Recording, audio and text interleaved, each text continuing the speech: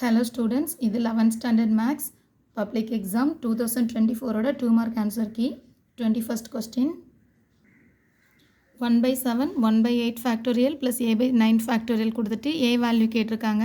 சிம்பிளாக இந்த மாதிரி எழுதிக்கலாம். இந்த 8 மட்டும் 8 into 7 factorial எழுதிக்கலாம். 9 9 into 8 into 7 factorial எல்லா பிளேஸ்லையும் 7 கேன்சல் பண்ணால் இங்கே 1 பேலன்ஸ், இங்கே 1 by 8, இங்கே a by 9 into 8. ஸோ இதை எல்சிஎம் பண்ணிவிட்டு 9 by 8 இங்கே கொண்டு வந்தால் 8 கேன்சல் ஆகிடும். 9 9s are 81. இதுதான் நம்மளோட ஃபைனல் ஆன்சராக இருக்கும். Question number 22. ரெண்டு நாள் லைன் கொடுத்துட்டு இது பேரலல் லைனான்னு கேட்குறாங்க.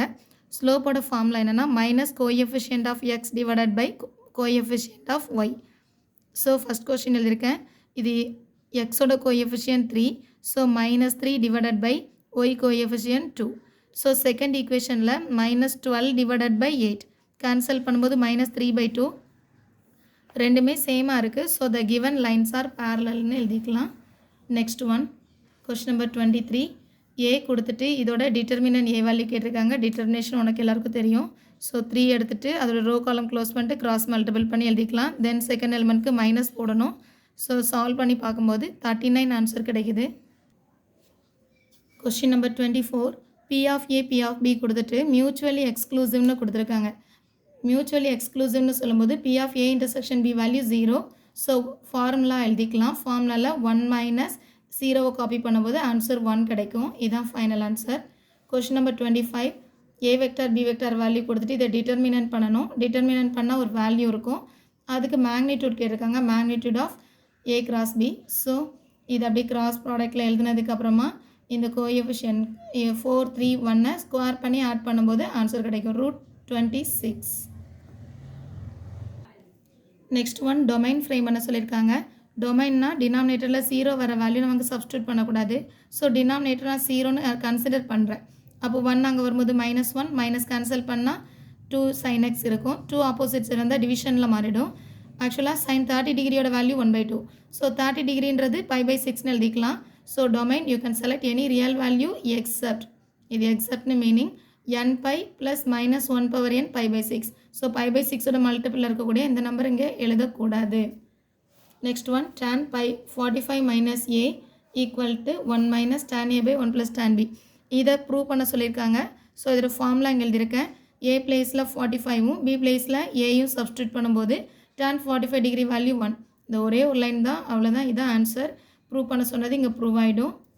ஹென்ஸ் ப்ரூவ்னு எழுதிக்கலாம். Next one question number 28. F of x equal to x cos x கொடுத்துருக்காங்க. செகண்ட் ஆர்டர் வரைக்கும் டிரைவ் பண்ண சொல்லியிருக்காங்க. ஸோ ஃபஸ்ட் டைம் டிரைவ் பண்ணும்போது ஆக்சுவலாக இது என்ன ஃபார்முலானா u v formula u v dash plus v u dash. So x சைலண்ட்டாக இருக்கும். காஸ் எக்ஸை டிஃப்ரென்ஷியேட் பண்ணும்போது minus sine x. Again cos x சைலண்ட்டாக இருக்கும். எக்ஸை டிஃப்ரென்ஷியேட் பண்ணும்போது ஆன்சர் 1. இப்போது இதை மைனஸை வெளியே கொண்டு வந்து எழுதியிருக்கேன். 1ஆல் இந்த காஸ் எக்ஸ் மல்டிபிள் பண்ணால் காஸ் எக்ஸ். இதை அகெயின் டிஃப்ரென்ஷியேட் பண்ணும்போது மைனஸ் எக்ஸ் சைலண்ட்டாக இருக்கும். சைன் எக்ஸ் டிஃப்ரென்ஷியேட் பண்ணும்போது cos x. Again sine x சைலண்ட்டாக இருக்கும். மைனஸை சேர்த்து எழுதியிருக்கேன். எக்ஸை டிஃப்ரென்ஷியேட் பண்ணும்போது answer 1. Next one cos x differentiate பண்ணும்போது இங்கே என்ன எழுதணும்? Minus sine x. அதே டேர்ம் தான் இங்கேயும் மைனஸ் சைன் எக்ஸ். இப்போது இதை மல்டிபிள் பண்ணும்போது 1 இன்ட்டு மைனஸ் சைன் எக்ஸ்னால் மைனஸ் சைன் எக்ஸ். இங்கே plus into minus minus sine X.